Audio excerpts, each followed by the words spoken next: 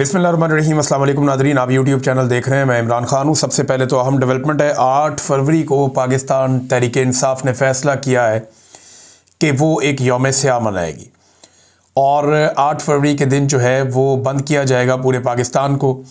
क्या पाकिस्तान तहरीक-ए-इंसाफ ये कर पाएगी? लेकिन पहले जो स्टेटमेंट है वो आपको दिखा देते हैं। और इसके बारे में जो स्टेटमेंट है वो जारी किया पाकिस्तान तहरीक-ए-इंसाफ ने भी, और ये अपोजिशन के चंद अहम फैसले हैं दीगर भी, वो भी मैं आपके सामने रख देता हूँ इसी एक स्टेटमेंट के अंदर। तो तहरीक तहफ़्फ़ुज़ आईन पाकिस्तान का इजलास हुआ और महमूद खान अचकज़ई साहब ने इसकी सदारत की और इसमें अल्लामा राजा नासिर अब्बास साहब थे, दीगर लोग असद कैसर साहब, मुस्तफ़ा नवाज़ खोखर, अख़ूनज़ादा हुसैन, यूसुफ़ज़ई और बाकी सारे लोग इसके अंदर शामिल थे। अच्छा, एक तो 2 रोज़ा कॉन्फ्रेंस जो इनकी कामयाब हुई उसके ऊपर इन्होंने अप्रिशिएट किया कि वो काफ़ी कामयाबी उसको मिली है। लेकिन 8 फरवरी को बैनुल-अक़वामी सतह पर यौम स्याह मनाने और हड़ताल पर मुस्तक़बिल की हिकमत अमली के हवाले से तफसीली मुशावरत हुई है। इजलास में वज़ीर-ए-आज़म की जानिब से दी गई मुज़ाकरात की दावत पर भी गौर किया गया। ये 2 चीज़ें हैं, एक तरफ वो कहते हैं जो मुज़ाकरात हैं उनका क्या करना है और किस तरीके से मुज़ाकरात पे हुकूमत के साथ चलना है। दूसरा, 8 फरवरी को पाकिस्तान तहरीक-ए-इंसाफ अपना ताकत को चेक करेगी। 8 फरवरी तक वो एक मोमेंटम बनाएंगे। अभी कुछ जगहों से इत्तला आना शुरू हो गई है कि स्ट्रीट मूवमेंट पे काम शुरू हुआ, जैसा कि हज़ारा डिवीज़न में एक बड़ी अहम मीटिंग हुई और वहाँ कारकुनों ने बैठ के लाएमल बनाया कि गली मोहल्लों तक कैसे जाना है और कैसे हर फर्द तक पहुँचना है ताकि जो स्ट्रीट मूवमेंट है उसका आगाज़ हो सके। फिर सुहेल आफरीदी एक आधे दिन में पहुँच रहे हैं लाहौर। वो लाहौर जाने के बाद बार एसोसिएशन के पास भी जाएंगे, वहाँ पे भी खिताब करेंगे। उसके अलावा वो मुख्तलिफ़ जगहों पे जाएंगे, कुछ लोगों के घरों में जाएंगे, पाकिस्तान तहरीक-ए-इंसाफ के जो कारकुनान हैं जिनके साथ बहुत ज़्यादतियाँ हुई वहाँ पे जाएंगे। लाहौर में कुछ इलाकों में जाएंगे, वहाँ लोगों से मुलाकातें करेंगे। तो एक थोड़ा मोमेंटम बनाने की वो कोशिश करेंगे कि पाकिस्तान तहरीक-ए-इंसाफ के लोग बाहर निकलें और निकल के थोड़ा सा वो ईज़ी फील करें, क्योंकि वज़ीर आला एक दूसरे सूबे का वहाँ पर मौजूद है, तो उसकी मौजूदगी में छापे मारना, गिरफ्तारियां करना ये वैसे भी मुमकिन नहीं होगा और करना भी नहीं चाहिए। ये नामुनासिब हरकत है, ये नहीं करनी चाहिए और ये मार्जिन रखना चाहिए। वैसे तो हर पॉलिटिकल वर्कर के लिए ये मार्जिन होना चाहिए कि जो सियासी वर्कर जब चाहे वो कोई पॉलिटिकल एक्टिविटी करना चाहे तो लोगों को नुकसान पहुँचाए बगैर तो वो कर सके। लेकिन पाकिस्तान में, ख़ास तौर पर पंजाब में, मरीम नवाज़ साहिबा ने जब से उन्हें हुकूमत बना कर दी पाकिस्तान की मिलिट्री एस्टेब्लिशमेंट ने जूते पॉलिश करने के नतीजे में, तब से लेकर अब तक मरीम नवाज़ साहिबा ने पुलिस को इस्तेमाल करते हुए और फोर्स को और ताकत को इस्तेमाल करते हुए, कानून का डंडा इस्तेमाल करते हुए सियासी मुखालिफिन को, जो पंजाब की अक्सरियत है, उन्हें कुचल कर रखा है। ये बिल्कुल वैसी ज़हनियत है जैसी ज़हनियत हमने देखी थी हसीना वाजिद की। अच्छा, इसमें जो इजलास हुआ तहरीक तहफ़्फ़ुज़ आईन पाकिस्तान का, उसमें एक तो ये कि 8 फरवरी को अब ये करेंगे पहिया जाम हड़ताल। उसके लिए जो है वो अपील की जा रही है। असद कैसर साहब ने उसके हवाले से कहा कि 8 फरवरी को तहरीक तहफ़्फ़ुज़ आईन पाकिस्तान ने यौम स्याह का ऐलान किया है और 8 फरवरी को आवाम से उनका वोट का बुनियादी हक छीना गया था। आवाम ने फैसला करना है कि आया इलेक्शन में आवाम अपने नुमाइंदे मुंतखब करेंगे या दफ्तरों में बैठे लोग ऐसा करेंगे। अगर आवाम ने अपने वोट के हक की हिफाजत नहीं की तो फिर कोई सुनवाई नहीं होगी। एक तो ये काम अगर करना था तो फिर 9 फरवरी को करना था, यानी 8 फरवरी को पाकिस्तानियों का मैंडेट चोरी हुआ, 9 फरवरी को ये वारदात डाल दी गई, रात गए। तो 9 फरवरी के दिन को पाकिस्तान तहरीक-ए-इंसाफ को चाहिए था कि वो खड़ी हो जाती और खड़ी होकर ये कहती कि हम ये इलेक्शन तस्लीम ही नहीं करते क्योंकि इसमें हमारा मैंडेट बुरी तरह चोरी कर दिया गया है। पिछली मरतबा थोड़ा थोड़ा मैंडेट चोरी होता था, सियासी जमातें आसमान सर पर उठा लेती थी। इस मरतबा तो पूरा मैंडेट ही बदल दिया। 181-180 सीटों वाली पार्टी को उठा के उसकी आधी सीटें छीन ली। तो इनको एहतजाज उस दिन करना चाहिए था, लेकिन चले, अब वो वक्त गुजर गया। जो वक्त गुजर जाए उसको सर पीटने की बजाय आगे की हिकमत अमली पे गौर करना चाहिए। तो अब पाकिस्तान तहरीक-ए-इंसाफ कह रही है जनाब कि कौम अगर अपने वोट के हक़ की हिफाजत नहीं करती तो फिर कोई सुनवाई नहीं होगी। कोई एक कानून साजी बता दें जो मौजूदा असम्बली ने अवाम के मफाद में की हो। हुकूमत कोई एक इकदाम बता दे जिससे अवाम को रिलीफ मिला हो। महंगाई, बेरोज़गारी और बदअमनी बढ़ती जा रही है, लिहाजा उम्मीद है अवाम से कि 8 फरवरी को अपने वोट के हक़ के लिए निकलें। ये हमारा हक़ है कि हम अपनी लीडरशिप खुद मुंतखब करें। ट्रांसपोर्ट बरादरी से उन्होंने दरख्वास्त की कि 8 फरवरी को मुकम्मल हड़ताल करें, इसमें हिस्सा लें ताजर बरादरी से भी अपील की गई इस दिन शटर डाउन हड़ताल करें। 8 फरवरी को हमने पूरी दुनिया को पैगाम देना है। 8 फरवरी को पाकिस्तानी अवाम ने तहरीक इंसाफ को 180 नशिस्तें दी थीं। नवाज शरीफ की जमात ने सिर्फ 17 नशिस्तें जीती थी। आज सिर्फ 17 नशिस्तों वाली जमात हुक्मरानी कर रही है, कानून साजी कर रही है, पॉलिसियां बना रही है। 8 फरवरी को सब ने वोट के हक की हिफाजत के लिए निकलना है। ये जनाब असद कैसर साहब ने कहा। अच्छा, ये तो हो गया 8 फरवरी के हवाले से, और ये पूरी दुनिया में होगा। ये यूरोप में भी किया जाएगा, ये बरतानिया में किया जाएगा, ऑस्ट्रेलिया में किया जाएगा, अमेरिका में किया जाएगा, हर जगह पे किया जाएगा। हम भी इसके हवाले से एक प्रोग्राम करेंगे। मैंडेट की चोरी जो है हर पाकिस्तानी का मसला है। मैंने भी वोट डाला था, मेरा मैंडेट भी चोरी हुआ है। वहाँ पे महर शराफत जीता था जिसको मैंने वोट डाला था, और मरियम नवाज को वो सीट दे दी गई जाली तरीके से। MNA की सीट के ऊपर जो है वो एक और पाकिस्तान तहरीक इंसाफ का उम्मीदवार जीता था, लेकिन वो भी पाकिस्तान PMLN ने जो है वो भी छीन ली, और जाली फार्म 47 वहाँ पर भी जारी हो गया। तो हम भी अपने तौर पे इसके ऊपर ज़रूर प्रोग्राम करेंगे। ये ह्यूमन राइट्स का मामला है, बुनियादी इंसानी हकूक़ छीने गए हैं और वोट के बजाय कमरों में बैठ के बंदों ने फैसले कर दिए हैं। अब आ जाए कि बातचीत, मुज़ाकरात, इसमें जो अपोजिशन है उन्होंने इस बात पे इत्तफाक किया कि मुल्क को जो इस वक्त मसाइल दरपेश हैं, चाहे वो माशी हैं, चाहे वो सियासी हैं, चाहे वो अमन अमान के हैं या गवर्नेंस के मसाइल हैं, अवाम में बहुत ज़्यादा मायूसी हो गई है। उसके लिए एक नए मिसाक की ज़रूरत है, जैसे मिसाक जमहूरियत हुआ था पहले। नए मिसाक में अपोजिशन मुस्तकबिल में शफाफ इंतखाबात और मुतफ़िका नए इलेक्शन कमिश्नर की तकर्री, पार्लिमानी बालादस्ती, कानून की हुक्मरानी, इंसानी हकूक़ की पासदारी, आइनी और जमहूरी इक़दार की मजबूती के लिए डायलॉग के लिए तैयार है। यानी हम डायलॉग करना चाहते हैं, अपोजिशन डायलॉग करेगी। ये बात तहरीक तहफ़्फ़ुज़ आईन पाकिस्तान ने कही। पाकिस्तान तहरीक इंसाफ बहरहाल एहतजाज की तैयारी करेगी। तहरीक तहफ़्फ़ुज़ आईन पाकिस्तान जो है वो डायलॉग कर सकती है, और उन्होंने कहा जी कि अगर आप हमारे साथ एक मिसाक जमहूरियत करते हैं तो इमरान खान से दस्तखत हम करवा लेंगे, आप 73 के आइन के ऊपर आ जाएं। ये बात भी इन्होंने याद दिलाई। इन्होंने कहा जी हम तो पहले दिन से ये कह रहे हैं कि जब भी आप करना चाहें हम हाजिर हैं मुज़ाकरात, लेकिन इलेक्शन नए करवाने पड़ेंगे। फिर यौम स्याह के हवाले से उन्होंने कहा स्ट्रीट मूवमेंट मोबिलाइजेशन को कामयाब बनाने के हवाले से सूबाई और डिस्ट्रिक्ट की सतह पर ज़िली कमेटियां बनाने का भी फैसला है। अब ये 8 फरवरी को करने क्यों जा रहे हैं, इसको ज़रा आप समझिए। ये इसलिए करने जा रहे हैं कि पाकिस्तान तहरीक इंसाफ दोबारा अपनी पावर चेक करेगी कि क्या वो वाकई पाकिस्तान को बंद कर सकते हैं। अगर 8 फरवरी को पाकिस्तान तहरीक इंसाफ पाकिस्तान को बंद करने में कामयाब हो गई और ये तजर्बा उनका कामयाब हो गया, तो उसके बाद फिर वो अपनी ताकत को बढ़ाकर इस मामले को आगे तूल दे सकते हैं। लेकिन 8 फरवरी जो है वो 2 साल मुकम्मल हो गए इस हुकूमत को, और 2 साल ऐसे हैं कि तबाही और बर्बादी की एक दास्तान है 2 सालों में, और कुछ भी नहीं है। और आज ये दास्तान हम आपको सुना रहे हैं कायदे आज़म मोहम्मद अली जिन्ना बानी पाकिस्तान के यौम पैदाइश के मौके पर। आज 25 तारीख है दिसंबर की, कायदे आज़म मोहम्मद अली जिन्ना का यौम पैदाइश, और इस पे ISPR ने भी कोई नगमा जारी किया है। यहाँ पे मैं देख रहा था, एक मुझे भिजवाया मेरी टीम ने कि ये ISPR ने जारी किया है ये वाला नगमा।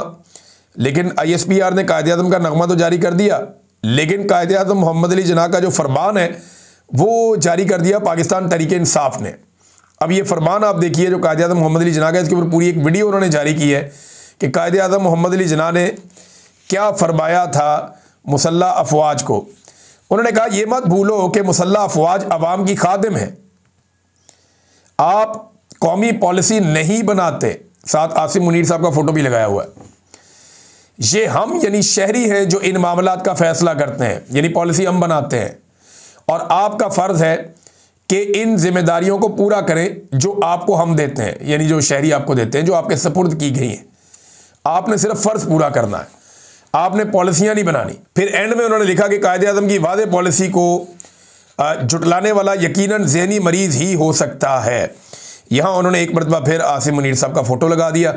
तो ये पाकिस्तान तहरीक इंसाफ ने कायदे आज़म के यौम पैदाइश पे एक स्टेटमेंट जारी किया। इसी तरह जो है वो ISPR ने भी एक नगमा मुबैना तौर पे जारी किया हुआ है और वो भी वायरल किया जा रहा है। दूसरी तरफ पाकिस्तान तहरीक इंसाफ का आपको पता है जो पैगाम है वो बहुत ज़्यादा तेज़ी से वायरल होता है। नादरीन, उलमा इकराम नहीं टल रहे और उलमा इकराम एक के बाद एक जो है वो चीज़ उठा के सामने रख रहे हैं और काफ़ी गुस्से में उलमा इकराम।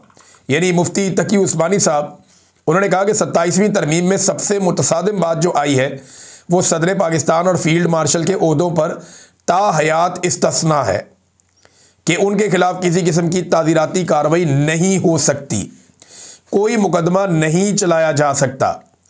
ऐसी ताहयात इस्तिस्ना की दुनिया के किसी दस्तूर में मिसाल नहीं मिलती। इस्लाम में तो बिल्कुल ही नहीं है ना, इस्लाम में तो नबियों को इस्तिस्ना नहीं है।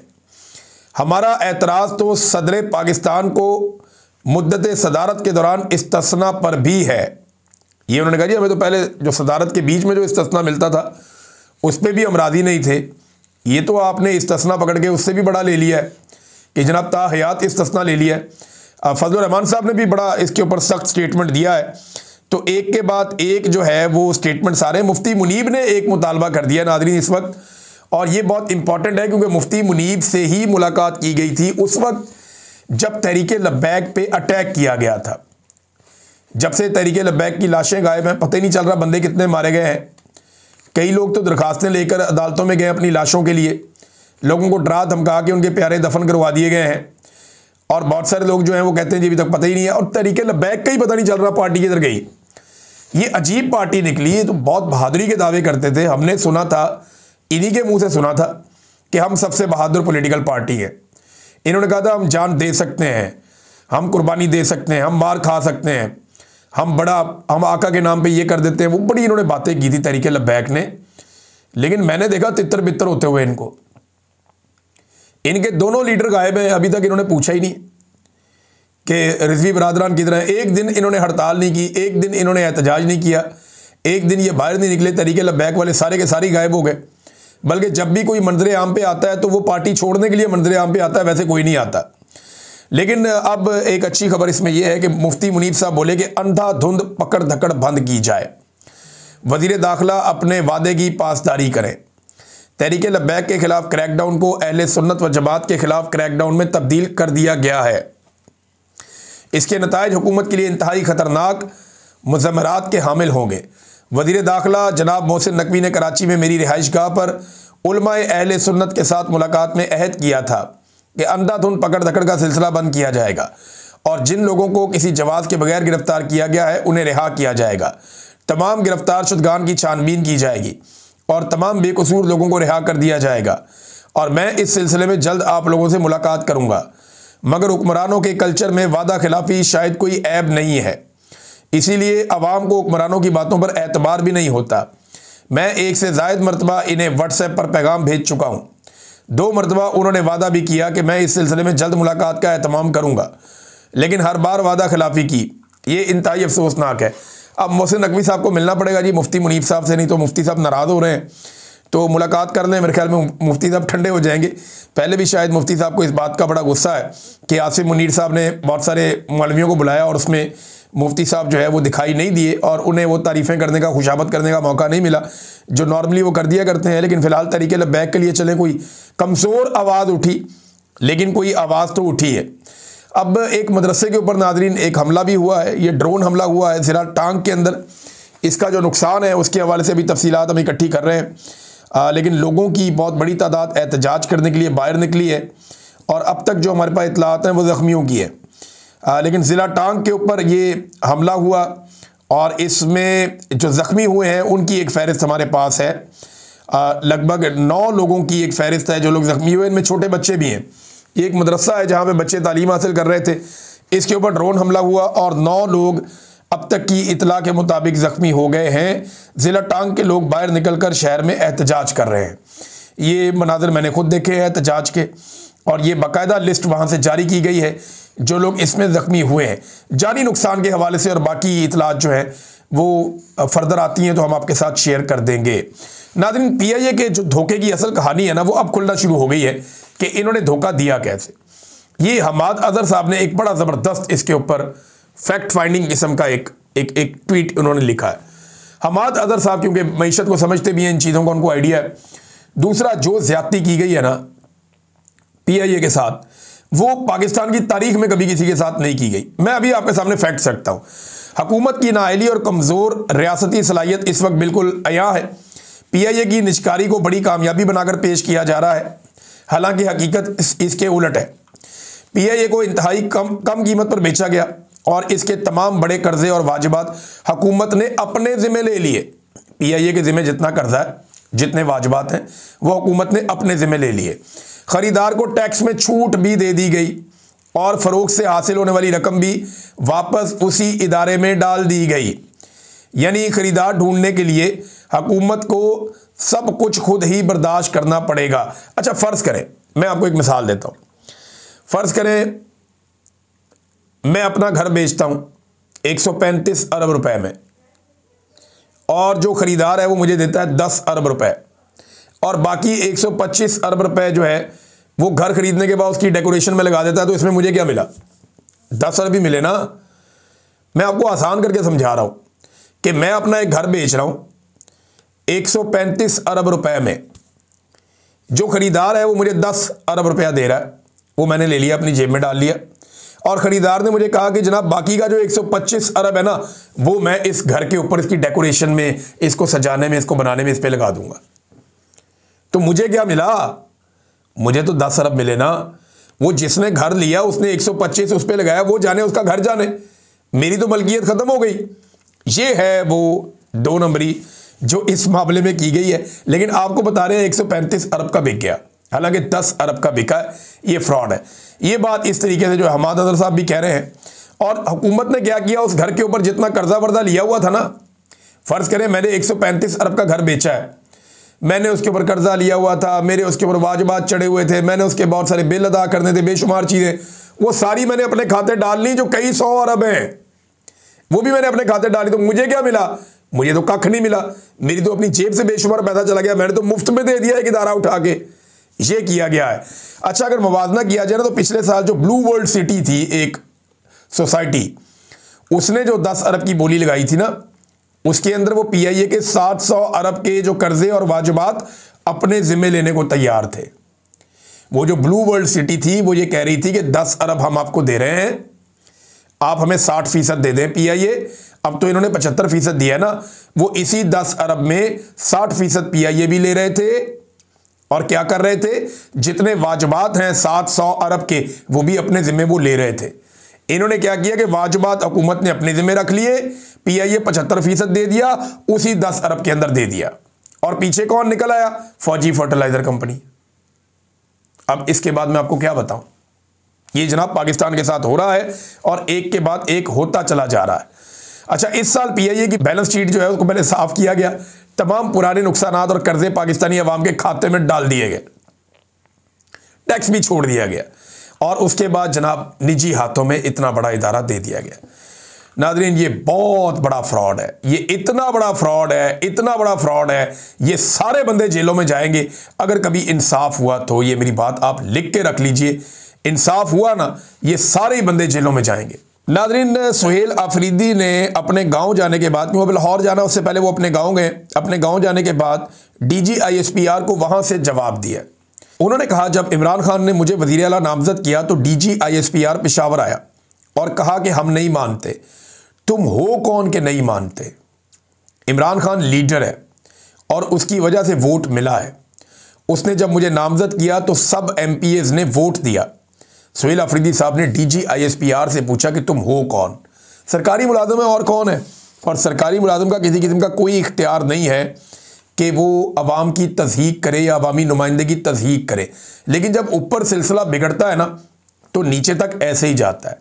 अभी आप ये देखें ना कि एयरपोर्ट के ऊपर एक वीडियो वायरल हो रही है, जहाँ पे एक FIA का ऑफिसर खड़ा हुआ है ट्रैक सूट में, और वो नौजवान का पासपोर्ट पकड़ता है, उसे तुम कह के बुला रहा है, इधर दो मुझे। नहीं, तुम कह के, तू कह के कैसे बुला सकते हो भाई? आप एक शहरी को, आप उसके पैसों से तनख्वाह लेते हैं, आपको आप कह के बुलाना है, जनाब कह के बुलाना है। फिर उससे उसका पासपोर्ट लेता है, पासपोर्ट लेकर चेक करता है, फिर उसकी तज़हीक करता है वहाँ पे, तुम भाग जाओगे, तुम स्लिप हो जाओगे, हम तुम्हारे घर वालों को बाद में पकड़ लेंगे, इधर कैमरे की तरफ मुँह करो, बनाओ इसकी वीडियो। ये क्या है? किसी महज़ब मुआशरे में ये होता है? किसी महज़ब मुआशरे में इस तरह के वो पॉडकास्ट होते हैं जैसे वो अचानक से एक खातून उठती है, उठ के भाग जाती है, जी कत्ल हो गया। वो पुलिस वालों ने अजीब ड्रामा लगाया, बल्कि ऐसा ड्रामा किया कि PMLN के अपने लोग और वो दानिश्वर जो PMLN को सपोर्ट करते हैं या इन लोगों को सपोर्ट करते हैं, वो भी इसके खिलाफ बोल पड़े कि यार ये क्या मुसीबत है यार, ये नहीं, ड्रामे करो, एक लेवल तक करो, इससे ज़्यादा तो ना करो। अब वो बीबी ने ऐसा ड्रामा किया उस पॉडकास्ट के अंदर, वो छोड़ के जनाब कत्ल हो गया, मैं भाग रही हूँ, मैं वापस आ रही हूँ। अजीब कहानियाँ चल रही हैं। और उधर एक बेचारे आई स्पेशलिस्ट हैं सर्जन लाहौर में, उनको ये मिल के 2 ASP हैं, खातून का नाम लिया जा रहा है, शायद यही है, इन्हीं का नाम ले रहे हैं, कुछ लोग कह रहे हैं। वो जनाब वो उन्होंने कोई खातून का ऑपरेशन किया आंख का, वो काम भी ठीक किया, बाद में उनको प्रेशर डाल डाल के डॉक्टर से 14 लाख रुपया ले लिया कि जनाब इस बीबी को हमने लंदन भेजना है, सारा इलाज का खर्चा आप उठाएं। वो पकड़ के डॉक्टर का बंदा अंदर बंद कर दिया। ये ऐसे ही अब पुलिस रिकवरियों के काम करवाएगी। पुलिस इस तरीके से लोगों से पैसा इंठेगी और पैसा छीन के लोगों को देगी। ये कोई करने वाला काम है तुम लोगों के? शर्म ही नहीं आती इनको, और पूछने वाला कोई है नहीं, क्योंकि आवे का आवा ही बिगड़ा हुआ है। जब ऊपर से ही टिकटॉकर वजीर आला बैठा दी है तो नीचे तक यही काम होना है। और ये जो तस्हीक एयरपोर्ट के ऊपर शहरियों की जा रही है, फॉर गॉड सेक इसको बंद करवाएं। पाकिस्तानियों की थोड़ी सी तो इज्जत नफ्स आप रहने देना, ये हरकतें ना करें। इन्हीं लोगों से आपने वोट मांगने के लिए दोबारा जाना है, दोबारा इन्हीं की गलियों में, इन्हीं के दरवाजों पे आपने जाना है। ये लोग फिर आपसे बदला लेंगे। नाज़रीन, इस वीलॉग में अब तक के लिए इतना ही, बाकी चीज़ें आपके साथ शेयर करते हैं नेक्स्ट वीलॉग में। अपना ख्याल रखिएगा, अपने इस चैनल का भी। अल्लाह हाफ़िज़।